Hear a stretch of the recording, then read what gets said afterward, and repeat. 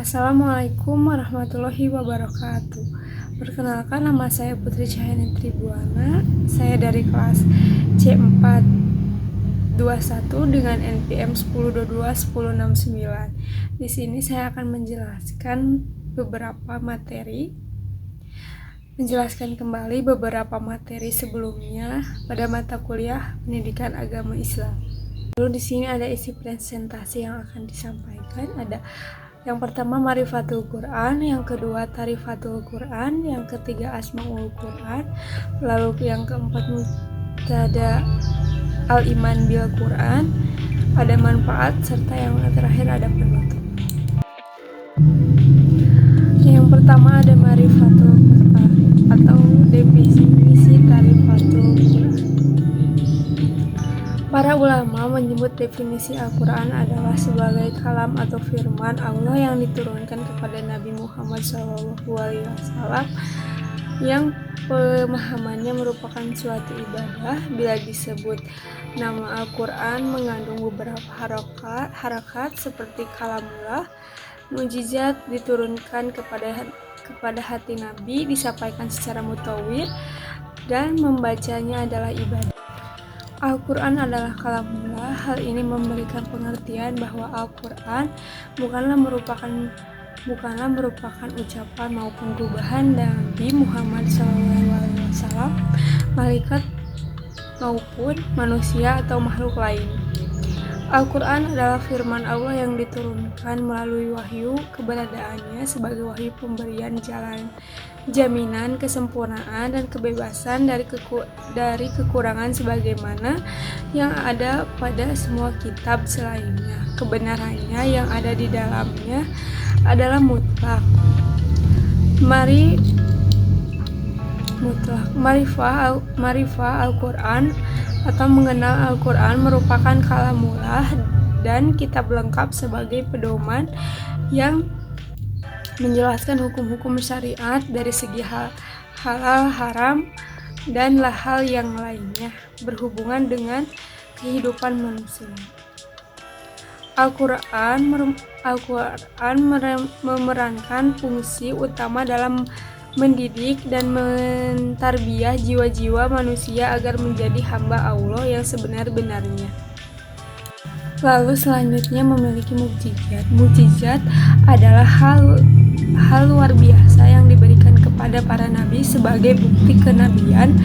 Al-Quran adalah mukjizat Nabi Muhammad SAW yang terbesar dan abadi. Demikian juga pada zaman Nabi Muhammad, tren yang sedang berkembang adalah ilmu sastra. Maka di saat itulah diturunkan Al-Quran sebagai mukjizat Nabi Muhammad, Nabi yang pada saat itu tidak bisa membaca dan menulis tetapi bisa menunjukkan Al-Quran yang diyakini oleh umat muslim. Memiliki nilai sastra diyakini oleh umat muslim memiliki nilai sastra yang tinggi, tidak hanya dari cara pemilihan kata-kata tetapi juga kedalaman makna yang terkandung di dalamnya, sehingga Al-Quran dapat terus digunakan sebagai rujukan hukum yang tertinggi sejak zaman masa hidup Nabi sampai nanti di akhir zaman. Selanjutnya ada diturunkan kepada hati Nabi Muhammad SAW.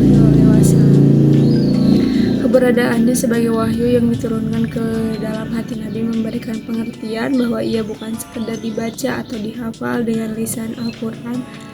Al-Quran akan efektif memberikan manfaat kalau interaksi dengannya merupakan interaksi qalbiyah atau hati. Di interaksi inilah yang akan menggerakkan hingga terciptanya sebuah perubahan. Lalu di sini ada tahapan turunnya Al-Quran. Tidak seperti halnya kitab-kitab suci sebelumnya. Al-Quran diturunkan dari sisi Allah kepada Nabi Muhammad SAW secara bertahap, sehingga betul-betul menunjukkan kemujizatannya. Al-Quran diturunkan melalui 3 tahap. Yang pertama ada Lauh Mahfuz, yang kedua adalah langit dunia atau Jibril, yang ketiga diturunkan kepada hati Nabi Muhammad Shallallahu Alaihi Wasallam. Lalu di sini ada Tarikatul Quran. Lalu selanjutnya ada Mutawwir. Mengutip dari buku ilmu memahami hadis Nabi Muhammad oleh Masum Zain, kata mutawir secara bahasa memiliki arti mutatabi yang bermakna beruntun atau beriring-iringan antara satu dengan yang lain tanpa ada jarak. Diriwayatkan secara mutawir setiap kali Rasulullah menerima wahyu berupa ayat-ayat Al-Quran, beliau membacanya di depan para sahabat, kemudian para sahabat menghafal ayat-ayat tersebut. Lalu di sini ada metode periwayatan Al-Quran. Yang pertama ada metode hifz atau pelapahan dalam hati. Yang kedua perawi dan para hufaz Al-Quran di zaman Rasulullah Sallallahu Alaihi Wasallam. Yang ketiga ada metode rams atau penulisan dalam mushaf. Yang keempat ada metode Qiraat adalah pembacaan. Yang terakhir ada metode tasjid atau perekaman. Selanjutnya adalah membacanya bernilai ibadah, di mana di antara keistimewaan Al-Quran adalah pahala besar yang akan diperoleh bagi orang yang membacanya. Dengan demikian bernilai ibadah yang sekaligus membedakannya dengan hadis qudsi, baik dengan sholat atau di luar sholat. Rasulullah Shallallahu Alaihi Wasallam menggambarkan pahala yang membaca satu huruf kitabullah atau Al-Quran. Ia akan mendapatkan satu kebaikan itu setara dengan 10 kali lipatnya, atau tidak mengatakan alif lam sebagai huruf, alif satu huruf, lam satu huruf, dan mim satu huruf. Hadis riwayat Tirmizi.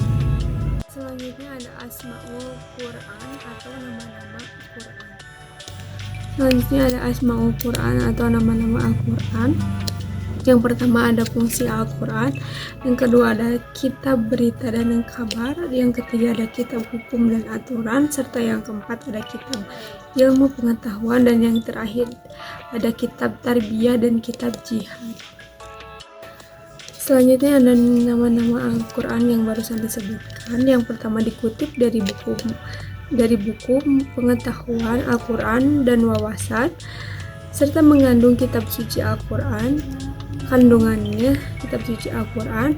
Muhammad Taqi Misbah Yahdi menyebutkan bahwa berdasarkan isi kandungan Al-Quran yang selalu relevan dan abadi, maka disematkanlah nama-nama yang ditunjukkan pada mushaf Al-Quran. Di antaranya yang pertama ada kitab. Nama dan sifat ini tercantum dalam firman Allah Ta'ala yang artinya kitab Al-Quran. Ini tidak ada keraguan di dalamnya, petunjuk bagi orang-orang yang bertakwa.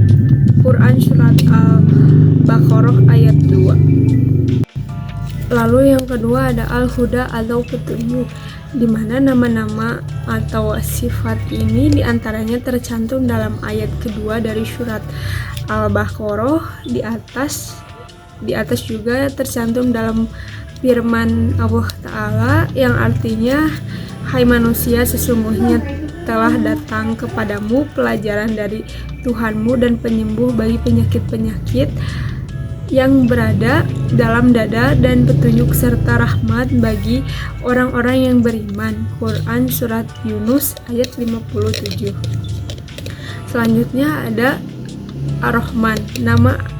Nama atau sifat ini juga tercantum dalam firman Allah Ta'ala yang artinya Al-Quran ini adalah penerangan bagi seluruh manusia dan petunjuk serta pelajaran bagi orang-orang yang bertakwa. Quran surat Ali Imran ayat 138. Lalu selanjutnya ada An-Nur. Allah Ta'ala berfirman yang artinya, hai ahli kitab, sesungguhnya telah datang padamu banyak dari isi Alkitab yang kamu sembunyikan dan banyak pula yang dibiarkan. Sesungguhnya telah datang kepadamu cahaya dari Allah, dari kitab yang menerangkan. Lalu ada aruh atau Al-Quran disebut sebagai aruh. Menurut Muhammad Sulaiman Abdullah Al-Ashqar dalam Jebatut Tafsir, karena Al-Quran memberikan petunjuk kepada manusia, di dalamnya terdapat kehidupan dan kematian, kekafiran. Dalam tafsir Jalalil disebut kata ruhan, dia adalah Al-Quran yang dengannya hiduplah kalbu-kalbu manusia.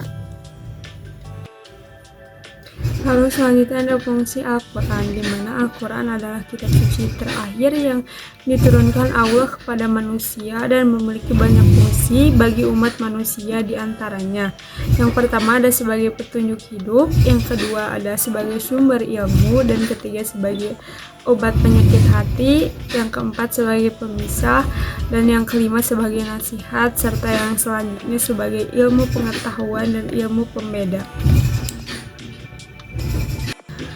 Kitab berita dan kabar, ada amma yatasaalun anin nabail azim, yaitu tentang apakah mereka saling bertanya tentang berita yang besar. An-Naba ayat 1-2, yakni apakah yang dipercayakan mereka tentang hari kiamat, itu berita yang besar, yakni berita yang amat besar, mengerikan, lagi maha mengejutkan. Lalu ada kitab hukum dan aturan. Kitab hukum dan aturan ini yang artinya, dan hendaklah engkau memutuskan perkara di antara mereka menurut apa yang diturunkan Allah. Janganlah engkau mengikuti keinginan mereka, dan waspadalah terhadap mereka. Jangan sampai mereka memperdaya engkau terhadap sebagaimana apa yang telah diturunkan Allah kepadamu. Quran Surat Al-Maidah ayat 49.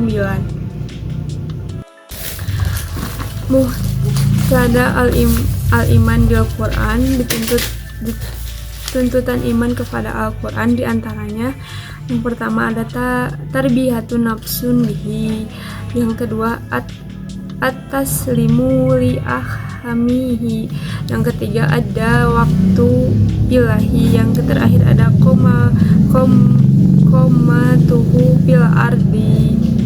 Selanjutnya ada tarbiyah nafsun bihi. Tarbiyah nafsun bihi, membina diri dengan setiap kata, harus bersungguh-sungguh dalam membina diri dengan Al-Quran.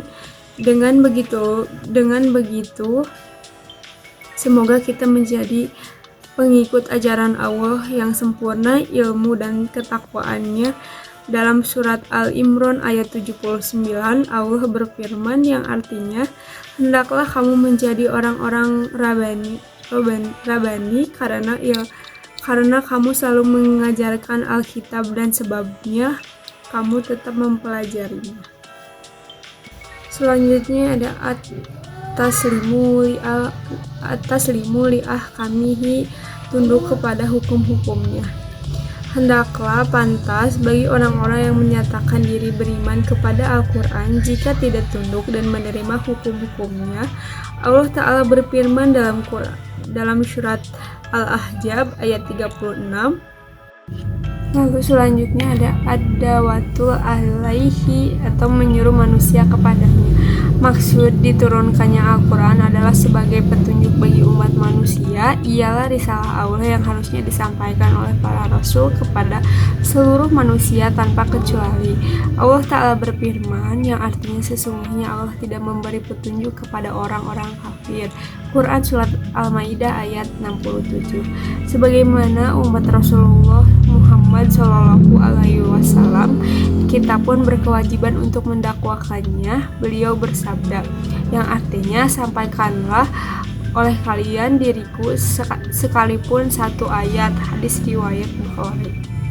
Mungkin itu saja yang saya dapat sampaikan dalam presentasi hari ini. Mohon maaf apabila banyak kesalahan maupun dalam penulisan dan lain sebagainya. Terima kasih banyak.